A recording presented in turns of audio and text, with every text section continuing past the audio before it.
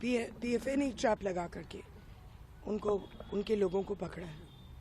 ये जो बंदा है इसके ऊपर हमारी नज़र बहुत दिनों से है, क्योंकि ये जो अपने फिल्में खींचता है, फ़ोटो खींचता है और लगाता है यूट्यूब पर, उसमें वो सांप अक्सर पहनता है।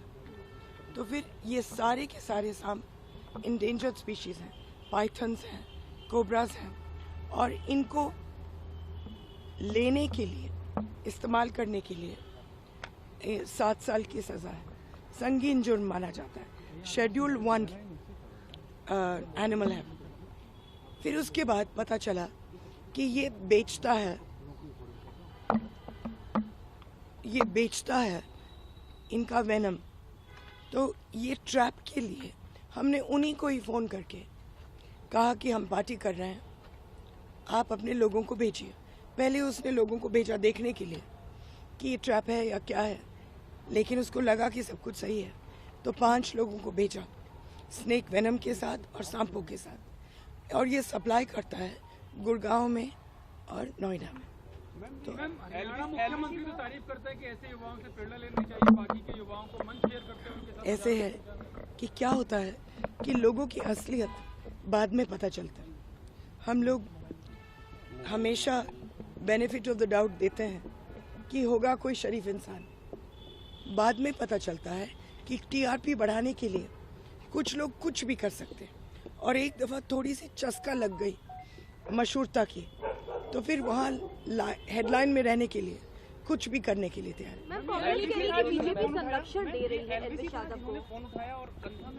ये मुझे मालूम नहीं बेटा, ये हमारी टीम ने किया है। मैम कितने दिनों से ट्रैप कर रहे थे आप लोग? सर्च कर रही है, लेकिन अभी तक वो फरार चल रहे हैं। अब वो फरार है, आपकी क्या मांग है? गिरफ्तारी उनकी? उसकी गिरफ्तारी एकदम होनी चाहिए। मैम ये कहा जा रहा है कि जो वीडियोस शूट हुए हैं वो किसी मूवी के या किसी गाने के शूट के लिए? नहीं बेटा, पुलिस वहाँ मौजूद थी, SHO सेक्टर 49 के खुद गए और उनकी मौजूदगी में ये वीडियोस शूट हुए हैं, और भेजा मैंने ही भेजा।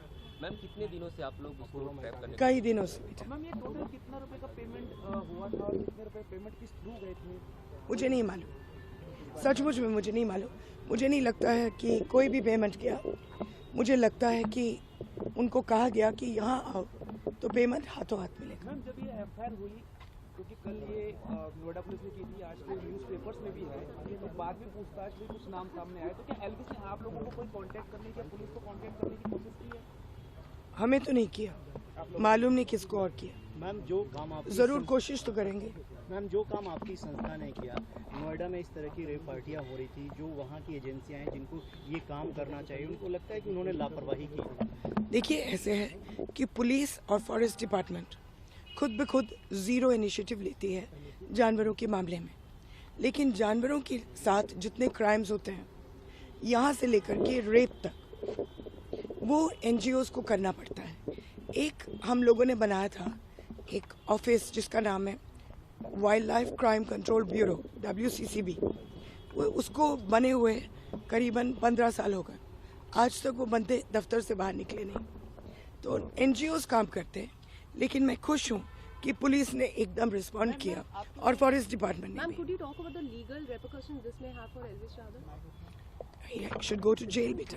This is a grade 1 crime, 7 years in jail. It's a wildlife crime.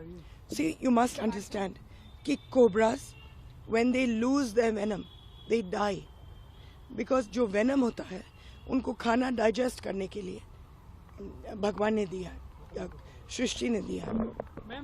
जब आप venom निकालेंगे, तो ये कुछ खा नहीं पाते, और जब वो खा नहीं पाते, वो भूख से मर जाते।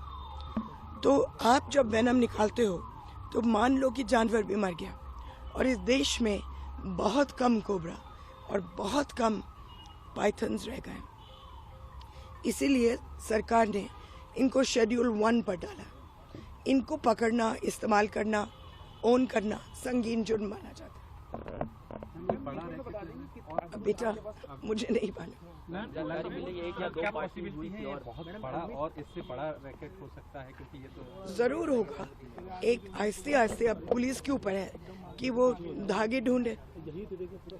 हम लोगों ने इनको दिया था बहुत साल पहले, इन्हीं लोगों जिन लोगों ने ट्रैप किया इनको, इन्हीं लोगों ने मंगूस हेयर के ट्रैप्स बनाए थे।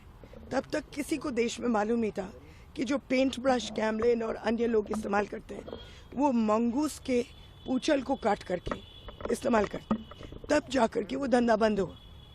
तो अगर आप लोग देश में इसको फैलाएंगे तो ये धंधा भी हम लोग बंद कर सकते हैं। जब लोग, एक मिनट